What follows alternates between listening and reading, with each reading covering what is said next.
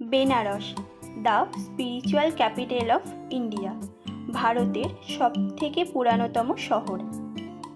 এই শহরকে বাবা মহাদেবের শহরও বলা হয়, কারণ এখানে রয়েছে 12টা জ্যোতির্লিঙ্গের মধ্যে একটা জ্যোতির্লিঙ্গ বাবা বিশ্বনাথের মন্দির। বেনারস ভাবলেই আমাদের সবার ফার্স্ট মনে আসে ওয়ার্ল্ড ফেমাস গঙ্গা আরতির কথা। আর সাথে বেনারসের গলি, প্রত্যেকটা গঙ্গা ঘাটের আলাদা আলাদা কাহিনী, সঙ্গে প্রচুর খাওয়া দাওয়া। বেনারসের স্ট্রিট ফুডও কিন্তু ওয়ার্ল্ড ফেমাস। বেনারস এরকম একটা শহর, একমাত্র এখানেই মানুষের মৃত্যুতে সেলিব্রেট করা হয়। শোনা যায় এখানে মানুষ মারা গেলে তার আর পুনরায় জন্ম হয় না। আমরা 2 রাত্রি 3 দিন থাকছি এই বাবা বিশ্বনাথের শহর বেনারস বা বারাণসীতে। অনেকে অবশ্য এই শহরকে কাশী বিশ্বনাথের শহর নামেও চেনেন। এই 3 দিনে আমরা ঘুরে দেখব বেনারস ও তার আশেপাশে বেশ কিছু দর্শনীয় স্থান, আর সাথে সাথে এক্সপ্লোর করব এখানকার খাবার দাবার। চলো তোমরাও আমাদের সাথে ভার্চুয়ালি বাবা মহাদেবের শহর কাশী বিশ্বনাথ থেকে ঘুরে আসবে এই ভিডিওর মাধ্যমে।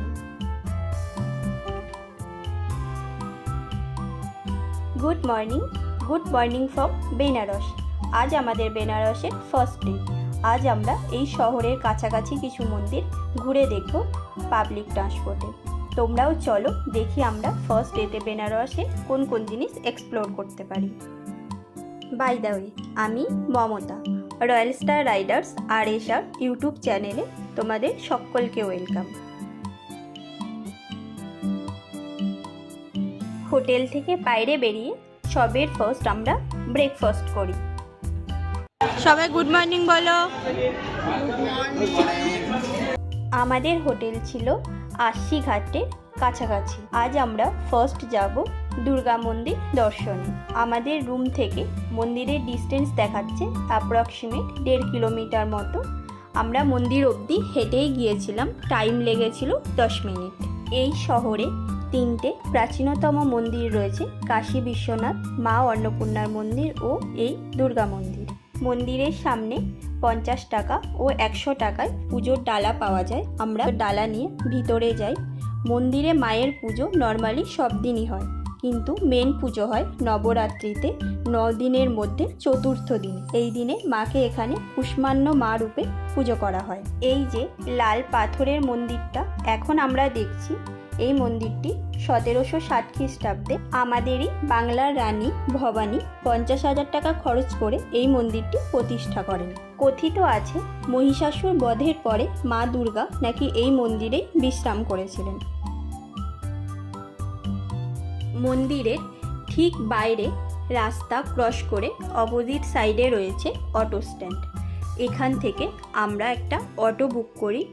বেনারস থেকে একটু দূরে যে যে মন্দিরগুলো আছে সেগুলো ভিজিট করার জন্য। আমাদের 4 পার্সনের জন্য অটো ভাড়া পড়েছিল সারাদিনে 1200 টাকা। ইউপির রাস্তা নো ডাউট ভীষণ সুন্দর আর পরিষ্কার পরিচ্ছন্ন। এখন আমরা যাচ্ছি বেনারস মেন সিটি থেকে 12 কিলোমিটার দূরে রয়েছে সারবাবেদ মহামন্দির ধাম, ওটা ভিজিটে। আর এই যে রাস্তাটা দেখছো এটা হচ্ছে বেনারস গাজীপুর হাইওয়ে। বেনারসে অনেক মন্দির রয়েছে, যার মধ্যে বিভিন্ন দেবদেবীর পূজা হয় নিত্য বিশেষে, কিন্তু এই মন্দিরটা একটু স্পেশাল, কারণ এই মন্দিরে কোনো দেবদেবীর পূজা হয় না। এটি হচ্ছে ওয়ার্ল্ডের লার্জেস্ট মেডিটেশন সেন্টার। অনেক বড় এরিয়া নিয়ে, প্রায় 80,000 স্কোয়ার ফিট জায়গা নিয়ে এই মন্দিরটি তৈরি হয়েছে। মন্দিরটি ভীষণ সুন্দর। ভিডিও বা ফটোতে আমি তোমাদের কতটা ভালো বোঝাতে পারছি জানি না, কিন্তু মন্দিরটা সামনের থেকে ভীষণই সুন্দর মন্দির। 180 ফিট উচ্চতার এই মন্দিরটিতে টোটাল 7টি ফ্লোর রয়েছে। 20 বছর ধরে অক্লান্ত পরিশ্রম করে কারিগররা এই মন্দিরটি তৈরি করেছেন, তবে মন্দিরটি এখনও আন্ডার কনস্ট্রাকশনেই রয়েছে। চলো মন্দিরের ভিতরটা তোমাদের একটু দেখাই। শুধুমাত্র গ্রাউন্ড ফ্লোরটা এখন অ্যাক্সেস করা যায়। আমাদের সনাতন ধর্মের ব্রহ্মবেদে একটা গ্রন্থ রয়েছে সারবাবেদ। এই বইটির থেকে আমরা যোগ, সাধনা, লাইফ লেসেন্স মেডিটেশন, এই লাইফকে আমরা কিভাবে আরও সুন্দর ও সুস্থভাবে কাটাতে পারবো, মনকে কিভাবে শান্ত রাখতে পারবো, এই সমস্ত বিষয়ে জানতে পারি। সেই বইটাকে ডেডিকেট করেই এই মন্দিরটার নাম রাখা হয়েছে সর্বাবেদ। সদ্গুরু সদাফল দেবজি মহারাজ এই গ্রন্থটি লিখেছিলেন। এই মন্দিরের ভিতরে ওনার একটা বিগ্রহ প্রতিষ্ঠা করা রয়েছে। অসম্ভব সুন্দর হাতের কাজ দিয়ে মন্দিরের প্রত্যেকটা কর্নার খুব সুন্দরভাবে সাজানো হয়েছে। এখানে একসাথে 20,000-এরও বেশি মানুষ বসে মেডিটেশন করতে পারে। এই মন্দিরের একটা ওয়ালে ব্রহ্মবেদ গ্রন্থের বিভিন্ন শ্লোক লেখা আছে, তোমরা চাইলে একটু টাইম নিয়ে ওগুলো পড়ে দেখতে পারো। আমার লাইফে ভিজিট করা মন্দিরের মধ্যে এই মন্দিরটি ছিল সবথেকে বেস্ট। মন্দিরের ভিতরে একটা মেন্টাল পিস ফিল করতে পারছিলাম। এখান থেকে বেরিয়ে আমরা যাই the land of Buddha Sarnath Thai temple দর্শনে। যেতে অ্যাপ্রক্সিমেট টাইম লেগেছিল আধা ঘন্টা মতো। সারনাথ, এটার পুরানো নাম হলো স্বরূপনাথ। এই মন্দিরটিকে থাই টেম্পল বলা হয় কারণ এই মন্দিরে টোটাল মেনটেনেন্স কস্ট আসে থাই গভর্নমেন্টের পক্ষ থেকে। এখানে আসলে তোমরা অবশ্যই এখানকার একটা লোকাল গাইড হায়ার করে নেবে, যে তোমাদের খুব ভালোভাবে এই মন্দিরের হিস্ট্রিটা ডেসক্রাইব করে জানাবে। এই যে মন্দিরের ভিতরে 9 ফিটের মূর্তিটা দেখছো, এটা একটা মাত্র সিঙ্গেল স্টোন দিয়ে বানানো হয়েছে। বৌদ্ধ ধর্মাবলম্বী মানুষের যে 4টি তীর্থস্থান রয়েছে তার মধ্যে এটি একটি। এই যে বড় বৌদ্ধ স্ট্যাচুটা দেখছো, এটি বানানো হয়েছে আফগানিস্তানের বামিয়ামের অনুকরণে। আফগানিস্তানের বামিয়ামে 2001 সালে তালিবানরা বৌদ্ধ মূর্তিটিকে ডায়নামাইট দিয়ে ধ্বংস করে দেয়, আর ওটারই কপি করে 2011 সালে 16ই মার্চ এই স্ট্যাচুটা উদ্বোধন করা হয়। ওখান থেকে বেরিয়ে আমরা যাই সারনাথ আর্ট গ্যালারি অ্যান্ড মিউজিয়ামে। সেখানে ভিডিওগ্রাফি বা ফটোগ্রাফি অ্যালাউ ছিল না। এরপর আমরা গিয়েছিলাম একটা বেনারসি শপে।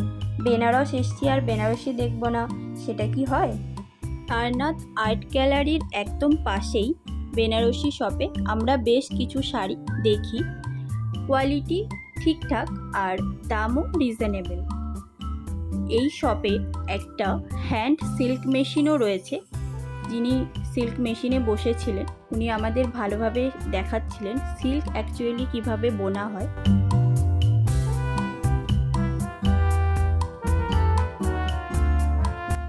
ওখান থেকে বেরিয়ে আমরা আসি আশি ঘাটে। বেনারসের এসে যদি আমরা ঘাটের সফর না করি, বেনারস ভ্রমণ অসম্পূর্ণ থেকে যাবে। এটা হচ্ছে আশি ঘাটে উপর থেকে পুরো ঘাটের একটা ভিউ। আর এই সামনে যেগুলো দেখছো ফুল দিয়ে সাজানো রয়েছে, এখানে প্রত্যেক দিন সকালে ও সন্ধ্যের টাইমে আরতি হয়।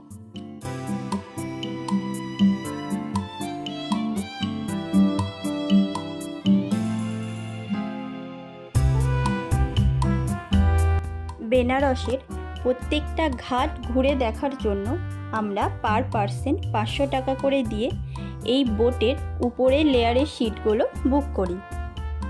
বেনারসে রয়েছে টোটাল 84টা ঘাট, আর প্রত্যেকটা ঘাটের রয়েছে আলাদা আলাদা করে নিজস্ব কিছু হিস্ট্রি। ইউপি ট্যুরিজমের পক্ষ থেকে প্রত্যেক বোটে একজন করে গাইড দেওয়া হয়েছে, যে আমাদের প্রত্যেকটা ঘাটের হিস্ট্রি খুব সুন্দরভাবে এক্সপ্লেন করে বলছে। এই পড়ন্ত বিকেলে এত সুন্দর সূর্যাস্তের সাথে সাথে বেনারসের এই ঘাটের কাহিনী শোনার যে এক্সপিরিয়েন্স, এক কথায় সেটা অনবদ্য। একটা লাইফ টাইম মেমোরি ক্রিয়েট হয়ে গেছে আমাদের নিজেদের মেমোরিতে। আমাদের এই টোটাল বোট রাইডের যে এক্সপিরিয়েন্স, সেটা ভাষায় বলে সত্যিই প্রকাশ করা সম্ভব নয়। তোমরা যদি বেনারস যাও বা নেক্সট যখন যাওয়ার প্ল্যান করবে, অবশ্যই তোমাদের ট্রিপের মধ্যে এই বিকেলে মানে পড়ন্ত বিকেলে যে বোট রাইডিং, এটা অবশ্যই রাখবে।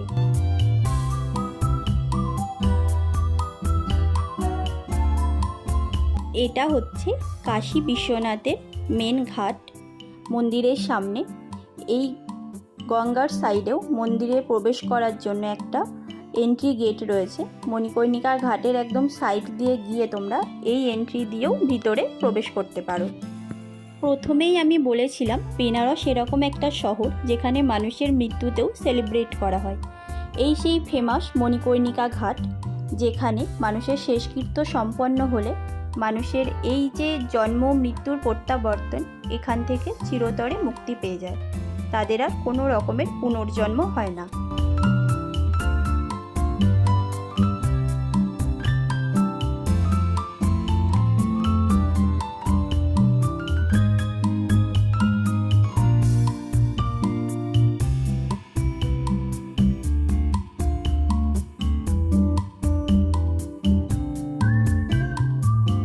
সামনের এই মন্দিরটি রত্নেশ্বর মন্দির, বেনারসের ফেমাস মন্দিরের মধ্যে একটি, যেটা 9 ডিগ্রি কাত হয়ে রয়েছে গঙ্গার দিকে। এই 84টা ঘাটের সফর কমপ্লিট করতে আমাদের টাইম লেগেছিল অ্যাপ্রক্সিমেট 1.5 ঘন্টা মতো। এর মধ্যে আমাদের কোনো ঘাটেই নামায়নি। 80 ঘাট থেকে আমরা উঠেছিলাম, সেখান থেকে আমরা ওই সাইডের এন্ড নমঘাট অবধি গিয়ে ঘুরে আবার রিটার্ন 80 ঘাটে এসে নেমে যাই। কিছু ফেমাস চাট ট্রাই করে আমাদের বেনারস এক্সপ্লোরের ফার্স্ট ডে আমরা এখানেই শেষ করি। Hi, good morning. আজ আমাদের বেনারসের সেকেন্ড ডে। আজকে এখন বাজে সকাল 2:30। এখন আমরা যাব কাশী বিশ্বনাথ দেবের দর্শনে। চলো গিয়ে দেখা যাক কতটা ভিড় আছে, কতক্ষণে আমরা দর্শন করতে পারি বা পুজো দিতে পারি। আমাদের হোটেল ছিল 80 ঘাটে। এত রাত্রে বেরানোর কারণে আমরা সেরকম কোনো পাবলিক ট্রান্সপোর্ট সেদিন পাইনি, হেঁটেই গিয়েছিলাম গোধুলিয়া চক অবধি। টাইম লেগেছিল অ্যাপ্রক্সিমেট ওই 25 মিনিট মতো। এত তাড়াতাড়ি বেরানোর কারণ হচ্ছে যাতে খুব বেশিক্ষণ আমাদের লাইনে না দাঁড়াতে হয়, আর ব্রহ্ম মুহূর্তে আমরা বাবার দর্শনটাও করে নিতে পারি। ভিতরে ফটোগ্রাফি ভিডিওগ্রাফি স্ট্রিক্টলি বারণ, তাই আমি তোমাদেরকে বাইরের থেকেই বাবার দর্শনটা করিয়ে দিলাম।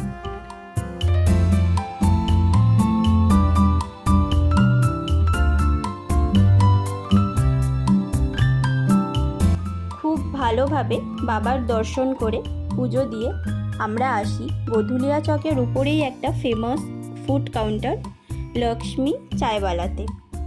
এখান থেকে আমরা ট্রাই করি বেনারসের ফেমাস ফুড মালাই টোস্ট আর চা। সত্যি খাবারের টেস্ট ছিল অনবদ্য। হাইলি রেকমেন্ডেড থাকলো এই ফুড কাউন্টারটা, তোমরা আসলে অবশ্যই একবার ট্রাই করো। আমরা আরও কিছু বেনারসের ফেমাস স্ট্রিট ফুড সেদিন ট্রাই করি।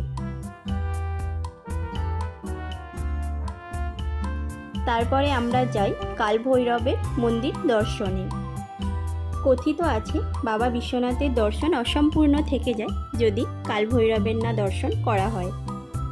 এই মন্দিরটি সকাল 5টা থেকে বেলা 12টা পর্যন্ত এবং বিকেল 3টের থেকে রাত্রি 11টা পর্যন্ত প্রত্যেক দিন খোলা থাকে।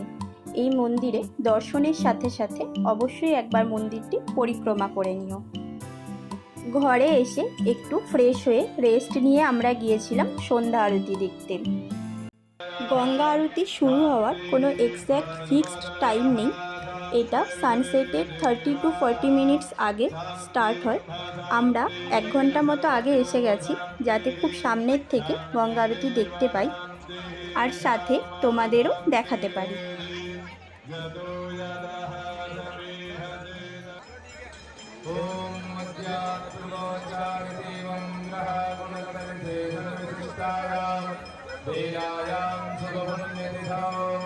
अद्यास्मिन् गंगा सेवानिधि तत्त्वावधाने गंगा महारती लीलायां वयं सर्वे शम्भूयां मातरं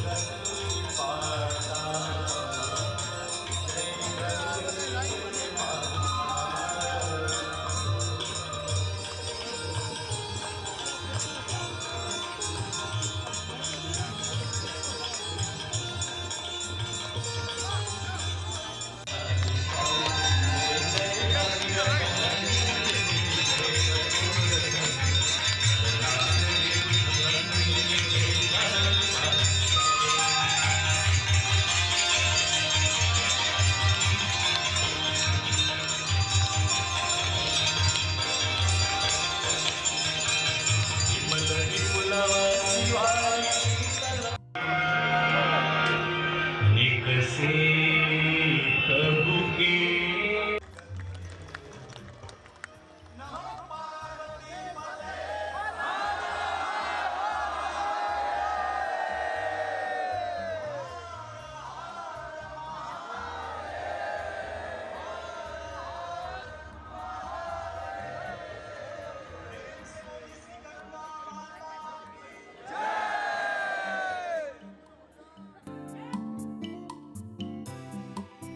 গঙ্গা আরতি কমপ্লিট করে আমরা আরও কিছু ফেমাস খাবার খেয়ে গঙ্গার ঘাটে বসেই বেশ কিছুক্ষণ টাইম কাটাই।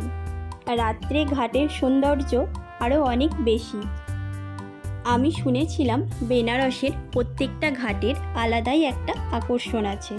এখানে এসে ফিল করলাম সত্যিই প্রত্যেকটা ঘাট মানুষকে আপন করে নেওয়ার মতো একটা ক্ষমতা রাখে।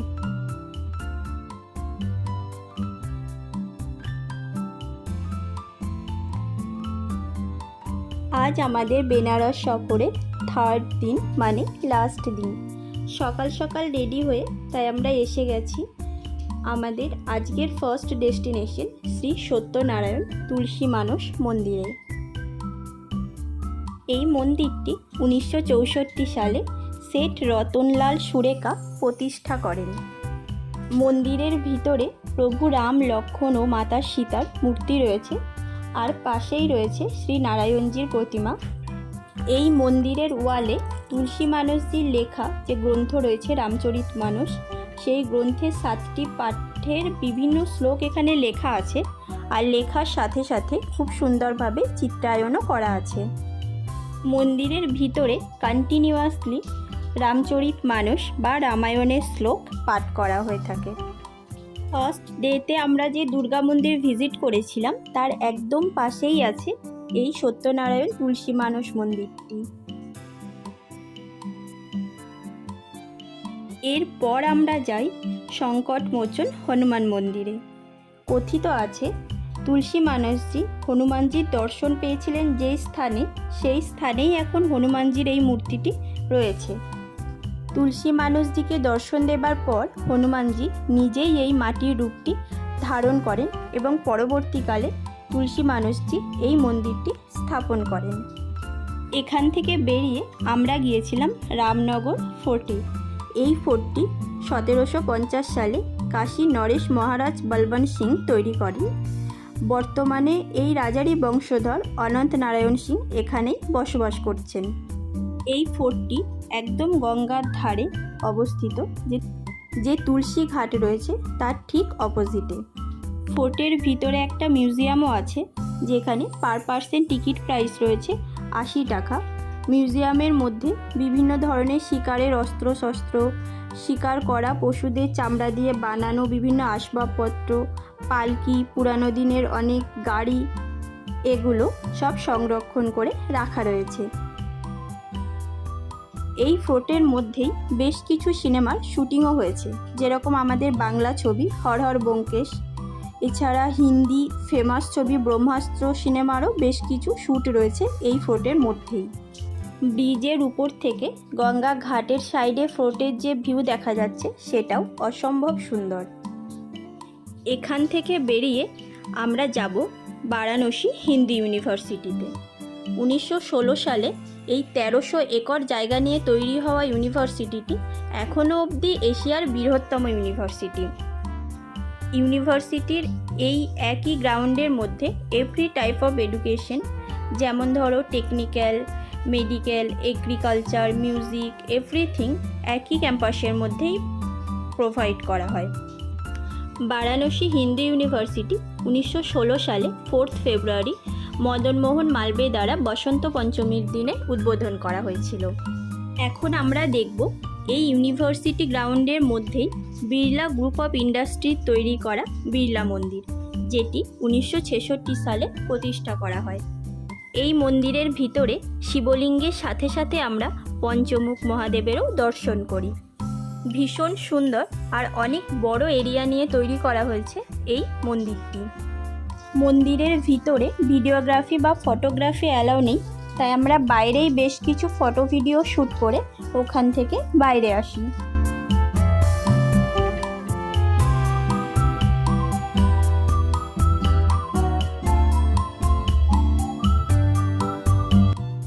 ওখান থেকে বেরিয়ে আমরা আসি বেনারসের ফেমাস পান ভান্ডার কেশব পান সেন্টারে, আর সাথে ট্রাই করি পেহেলবান লস্যি। দুটো খাবারের টেস্টই ছিল অপূর্ব সুন্দর।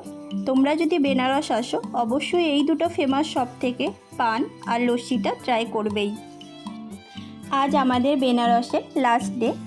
আমরা হোটেলে গিয়ে ফ্রেশ হয়ে বেরাই লখনৌ যাওয়ার উদ্দেশ্যে, আর সেখান থেকে আমরা গিয়েছিলাম অযোধ্যা রাম মন্দির দর্শনে।